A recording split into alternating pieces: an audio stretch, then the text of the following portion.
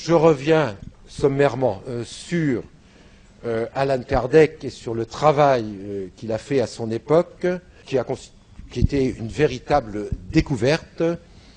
Il a en quelque sorte inventé le spiritisme.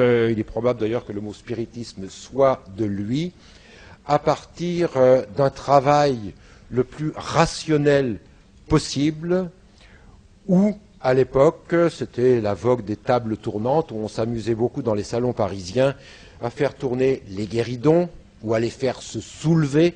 Ils avaient plutôt tendance à se soulever qu'à tourner, et on essayait ainsi de faire parler les esprits avec un coup de pied du guéridon, un coup pour A, deux coups pour B, trois coups pour C, etc., ce qui était très long et très laborieux. Et puis, Alan Kardec a donc été sollicité par des gens de l'époque pour étudier ce phénomène, puisqu'il était déjà célèbre d'une certaine façon en tant que pédagogue novateur. Il s'appelait alors Hippolyte de Nizard-Rivail, et il a changé de nom en devenant spirit, puisqu'il a appris que dans une vie antérieure, il s'appelait Alan Kardec et qu'il était druide. Il a donc signé ses ouvrages pédagogiques Hippolyte Rivail et ensuite ses ouvrages spirites Alan Kardec. Là où il a fait des études approfondies en faisant travailler plusieurs médiums qui ne se connaissaient pas entre eux, et son idée avait été de poser des listes de questions à différents médiums, où là, différents esprits étaient censés répondre. Évidemment, des questions fondamentales sur Dieu, sur l'infini, sur l'éventualité de la réincarnation, sur la pluralité des mondes, déjà, à l'époque, pas les ovnis, pas encore, mais il y avait la pluralité des mondes. Et puis, le sens de l'évolution. Sommes-nous éternels? Avons-nous été créés? Et suite à cet immense travail qu'il a réalisé, il a collecté tous les résultats de différentes séances établies par différents médiums, et il s'est rendu compte que la plupart des esprits, au travers de différents médiums, répondaient sensiblement la même chose aux mêmes questions, à savoir, Dieu existe bien, il y a bien une force créatrice universelle à l'origine de toute chose. À savoir, oui, la réincarnation existe, nous avons plusieurs vies nécessaires pour évoluer intellectuellement et moralement. Oui, il y a un infini avec d'autres mondes habités, des mondes inférieurs à la Terre et des mondes supérieurs. Oui, il y a bien un double, que certains ont appelé le double astral, le corps éthérique, ou encore d'autres appellations, et qui en spiritisme a été désigné sous le nom de périsprit, périphérie de l'esprit. Et ce fameux périsprit a donc été décrit par les esprits, et il est revenu en tant que notion essentielle au travers de la main de chacun des médiums sollicités. Ainsi donc, Alan Kardec, à partir de ce résultat, enfin, il s'appelait encore Hippolyte Rivail, à partir de ce résultat, en a conclu qu'il y avait bien des forces intelligentes au-delà de la mort qui prétendaient donc être les esprits des décédés et qui avaient des choses intelligentes et intéressantes à raconter. Et c'est à partir de là, à partir de ce résultat commun au travers des différents médiums, qu'il a décidé d'étudier à fond le sujet, et c'est là qu'il a découvert notamment qu'il y avait plusieurs modes de manifestation possibles. Il a découvert le Ouija, l'écriture automatique, ce qu'on appelait à l'époque les médiums parlants, c'est sensiblement la même chose que l'incorporation dont je vous ai parlé. Donc, toutes ces découvertes, on les doit à Alan Kardec.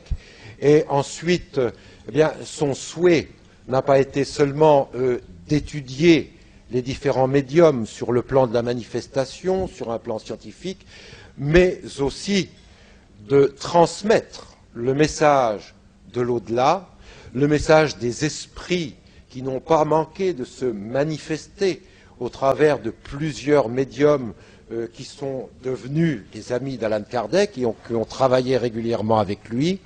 Et là, il a voulu transmettre ce message, estimant que c'était un message déterminant pour l'humanité, puisque, bien entendu, toutes les grandes questions philosophiques pouvaient être abordées avec les esprits.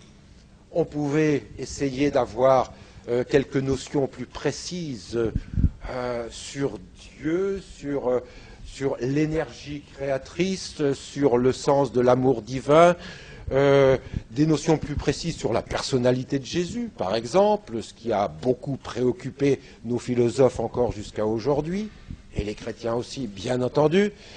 Et donc, à partir de toute cette recherche métaphysique auprès des esprits, eh bien, Alan Kardec a balayé en quelque sorte tout un panel d'idées, toutes les idées philosophiques qui se posent, et en est arrivé à pouvoir consigner tout ça dans un ouvrage qu'il a appelé le Livre des Esprits, livre fondamental du spiritisme, où il y a différents chapitres, Dieu, la réincarnation, le Père-Esprit, la pluralité des mondes, etc. Bon, voilà donc cette première approche déterminante qui a eu lieu dans les années 1850-60. Ensuite, Alan Kardec a écrit le Livre des médiums, où là, après études et recherches, eh bien, il a défini ce qu'étaient les différentes médiumnités. Il a défini les bonnes conditions d'organisation d'une séance spirite, ce qu'était un médium, ce qu'il n'était pas, et un livre, là aussi, qui a été déterminant pour toute l'histoire du spiritisme.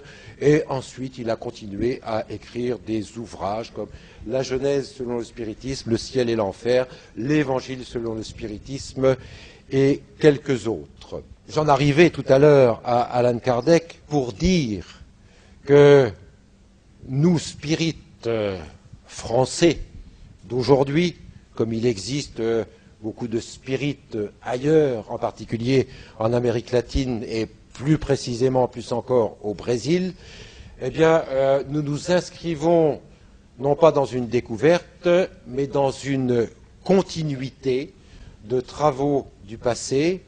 Et il est évident que les messages que nous pouvons recevoir ne vont pas redéfinir ce qui a déjà été défini auprès d'Alan Kardec pour des notions fondamentales qui, pour nous, sont acquises.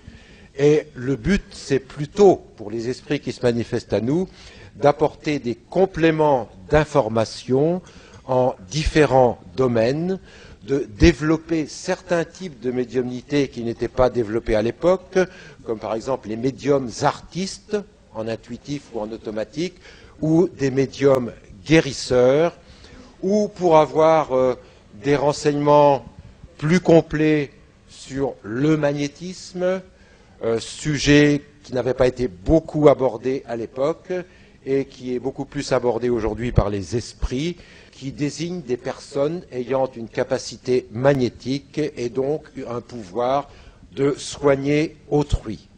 Et je précise là que le magnétiseur n'est pas médium, qu'il s'agit d'une énergie particulière.